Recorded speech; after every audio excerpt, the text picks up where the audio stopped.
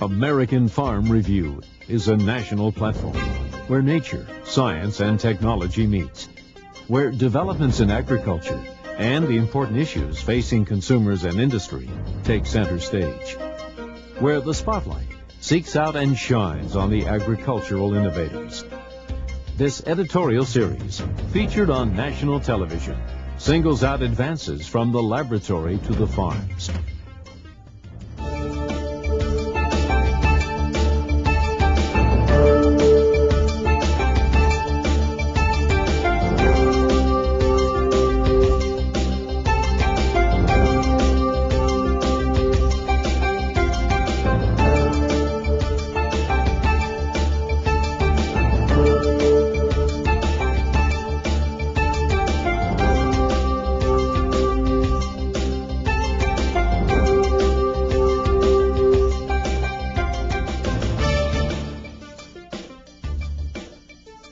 Throughout history, farmers have sought out new ways to improve their yields and productivity. Brother, may I have some oats? No. I am starving, brother. As am I, brother. The tall, skinny figure has thrown the oats at me. Me, brother. I believe they have taken a liking to me. No, brother. I have seen this before. I have observed many things, from the roaring beast that the tall, skinny figures crawl inside of to travel far beyond the horizon, to how the figure wept when the other had fallen into a deep sleep. And from my experiences, I have learned that they will give extra oats to one of us before taking them into the shed of no return. They will do terrible things in that shed, brother. Lies!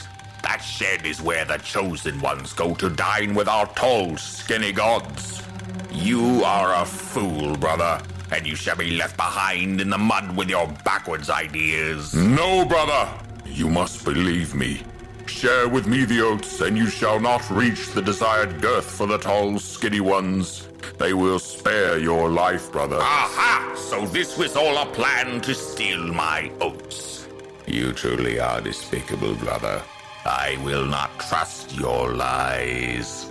Brother, when they took me outside the reaches of the pointy fences, into the roaring beast and way over the horizon, I saw it. I was taken to a gathering of these tall, skinny figures. They paraded me around, brother, and I saw the truth. I saw the tall, skinny ones consuming our flesh. I could not have been mistaken, brother. The smell of the flesh was surely one of us. They suspended the flesh above a fire and let it burn before consuming it. They did not just consume it either, brother. They took pleasure from this. Their mouths curved a wicked smile, and some even let out moans of satisfaction from consuming our flesh, brother. The figures are consumers, brother. They are no different than the furry red demon that consumed and terrorized us and the feathered ones. Your story amuses me, brother, but does not convince me. Hello, it's been a while. I've been busy, and life's going to continue to be fairly busy for me due to course loads and exams and all that fancy stuff. So yeah, anyways, this is Moon Kamalk, and today I have another farm design, which was kind of built over a while ago since my last wool farm design.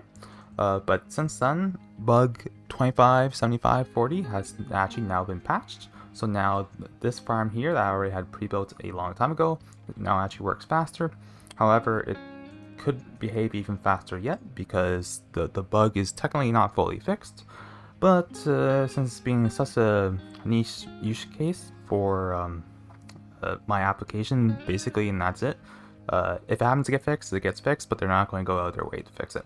That being said, what it is essentially speeds up sheep. Now you might be thinking, why do I need to build this? Well, one, it's playerless, so you don't have to waste your time speeding it up, because you think, oh, I can just use wheat to essentially feed the baby sheep and accelerate the same thing. However, as you noticed, it took more than one bone meal, and on average it needs to take 2.39 bone meal per week. However, with dry grass, I'll just do this here. So wait, it only takes one bone meal for plants, making this farm actually 41% more efficient compared to using the traditional wheat method to speed them up. And as you can see, based on the time lapse at the beginning, it takes around 2 minutes and 15 seconds for 24 head, or that can translate up to 640 sheep per hour. Now you could push that up higher if you have a kind of a detection system to make sure you don't overload it, because if you overload more than 24 in at a time, they'll start suffocating and killing each other. One thing you can do with that is there's kind of two designs. This one here is automatic detection that automatically turns on off. While this one here, it's simpler to build, but it's a manual on-off switch, which is kind of buried in sheep here. Anyways, for the automatic one, it has the additional bonus where you can hook on this little extension here, so then it tells you whenever the farm is running or whenever the farm's off, so you can kind of use this to help bring in the next batch of sheep. So there's that. Consumption rate, it uses a lot of bone meal here. To be precise, for each sheep, it takes roughly around 19 bone meal. So then spanning that up, that would be essentially 190 stacks per hour of bone meal that this farm here will chew through. Okay, another thing to note is that you might be thinking, why do I go with the manual design when I can go with the automatic one? Well, one of them is because of different footprint size, so you might have a preference.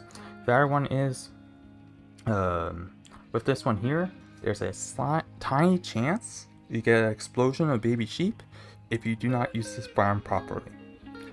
What I mean by that is with drip leaf, there's essentially different behaviors between if the player is standing on it, if a item is on it, once it goes back up, an item's on it, or if a mob that's not a player is on it. It can behave in 3 different ways, and what could happen is if there's 24 sheep in, you send a 25th one in, one grows, and then due to it dying or whatever, drops an item. The item can essentially screw up the timing, and essentially this here would drop down and all the sheep would come firing out of the machine. So that's the one caution, where make sure to only send in batches at a time and don't try to do it continuously, because otherwise you can get the wonky effect where they all shoot out. This one here physically cannot explode in terms of mobs shooting out. That being said, if you put in more than 24 sheep, one of the sheep is going to suffer their fate inside the machine here. The other thing to note is you gotta have to have pretty high walls out the front, because essentially there's 20, well, when there's 24, when one grows up there are 23 mobs pushing on it, and I've seen sheep fly out 20 blocks in distance, so it can be quite the cannon for the output. So that's one thing to note. Now it's for the build tutorial. Let's start with the one that is automatic on and off. So let's get started here. So first of all, you're going to need a 5x3 by 5 area, and I'll just have this T-shape of grass blocks in the middle here, up by 1, and essentially the side that has 3, that there is the side that's facing where the sheep will get launched out. After that, let's get started. So first of all, you want to place your drip leaf. However, you got to place it from the back.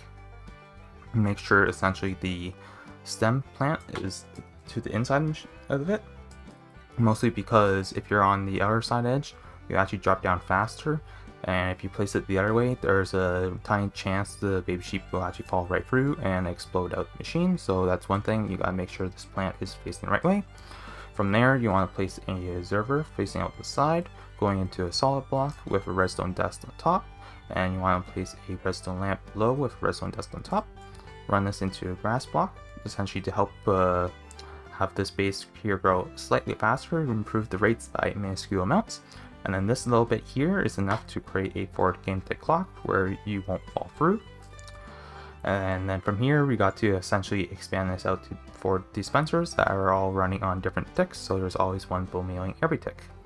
So let's continue on here. So now what you want to do is go into a observer off the redstone lamp. That there goes into a trapdoor. And then on top of the observer and trapdoor, you want to place scaffolding. This here makes it into an offset of tick delay stuff. So then from here, you want to go into another observer, into a copper bulb. Do that. Make sure it is powered when you're first building it. So just do that. Then from here, you can go into a grass block, into a comparator. On top of the grass block, coming out there.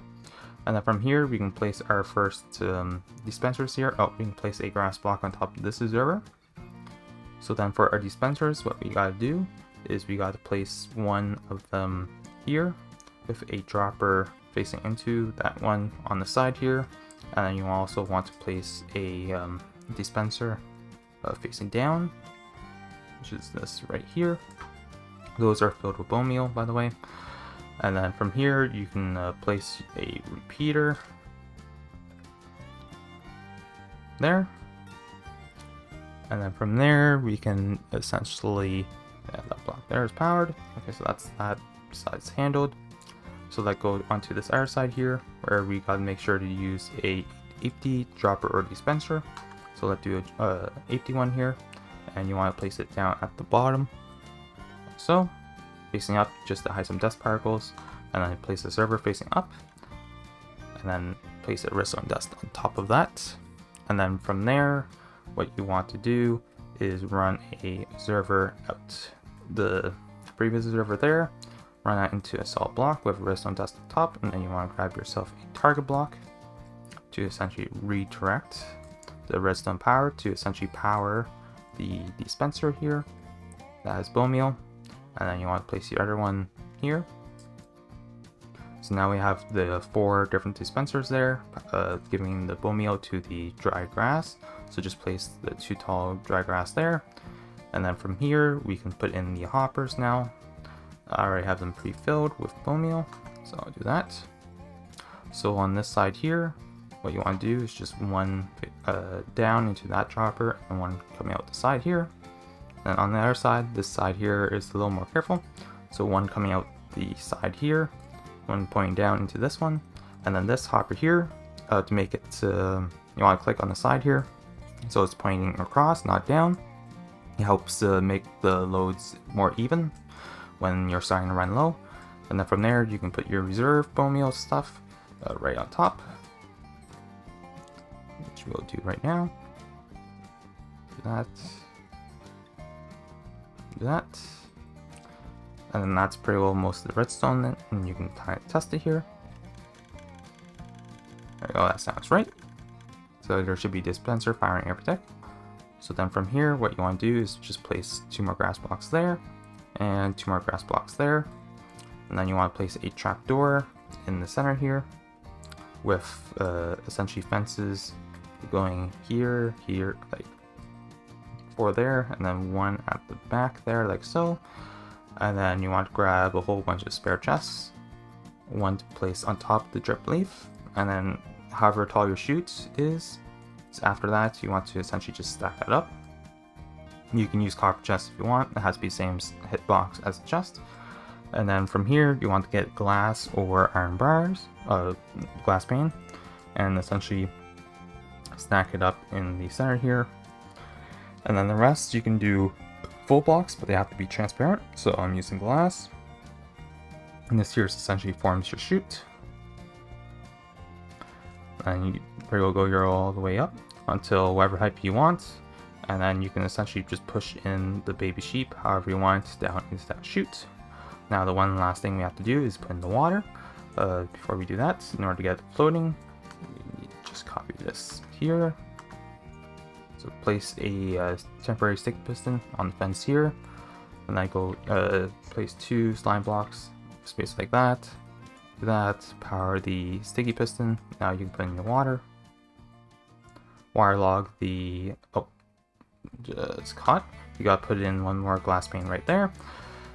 And then you can put in your wire log, and then it should just flow out like that. Retract your piston. As you can see, it doesn't move, so now you just destroy the temporary stuff.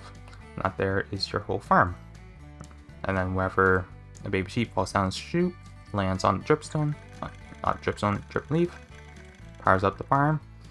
until they eat enough and get shot out. And then again, if you want to have an output to know if it's on or off, you can just essentially take an output from this redstone lamp here, put that into a bulb, make it into constant on or off, and then compare your output, and you're off to the races.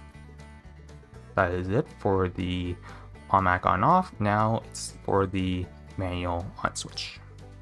Now it is the build tutorial for the manual one that has an on switch that you can just control when it's on off. So you don't have to worry about the extreme edge case where you can have 24 baby sheep exploding out of the machine if you mistreat that are variants wrong.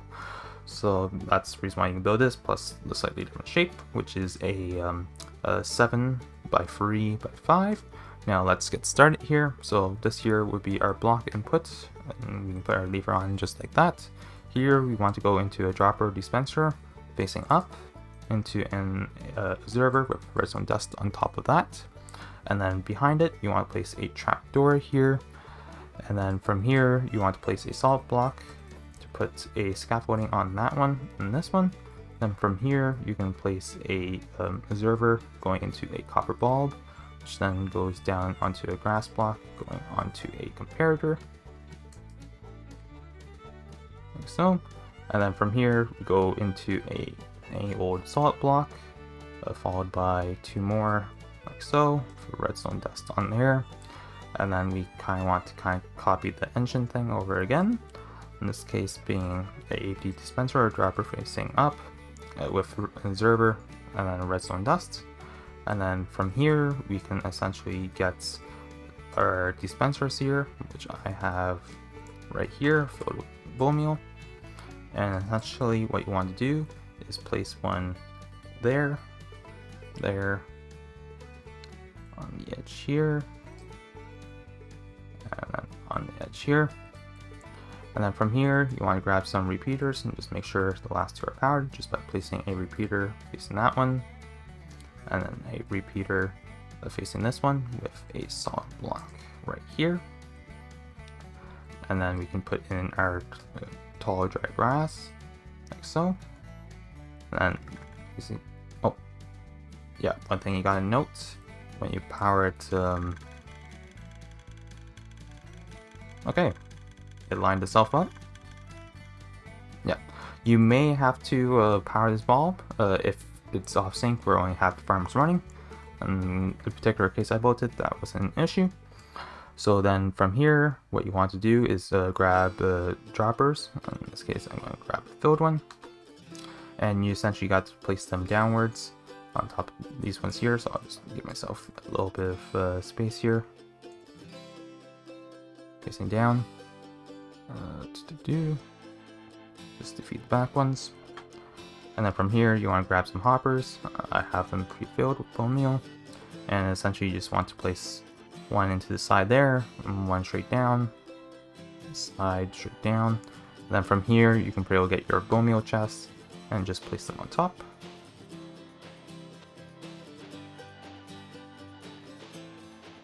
Boom, boom. And then from here what you want to do is essentially grab some walls. So in this case any wall type is fine, and you want to place 2 on each side here. You want to grab yourself a mud block, it has to be mud, special hitbox and properties, and place it right there. And then from there, what you want to do is grab an empty chest, and also, oh, I said empty chest and a fence, and place the empty chest on top of the mud block here, and a fence. And then from here, you can do your chute, which is just empty, and have your chest. So stack up however high you want to drop your baby sheep down and from and into. And from here you want to grab glass panes or iron bars, they work too, and essentially just start piling them up your chute. And then from here you can essentially, I'll just make sure I'm not missing a glass block. I am not. Okay, grab some glass or any full, but it has to be transparent block, and essentially fill in the rest of the chutes. Like so.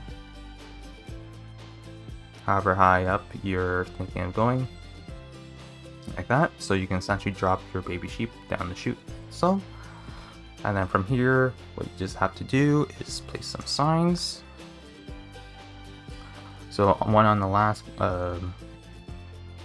glass block, and then on the upper 2 walls. And then from here, in order to get the floating water, we need to grab the temporary setup, which is this stuff right here. So you want to essentially place one off the edge of the sign here, extend it temporarily, place 2 sign blocks, put a unmovable block on there, and then from here you can place in your water, like so. Retract the piston, the wire stays floating, remove the temporary setup, and then there you go. That is your farm built. Have a good day. Our world is impacted tomorrow by the decisions we make today. American Farm Review will look at some of the best ideas from around the globe. Thanks for tuning in.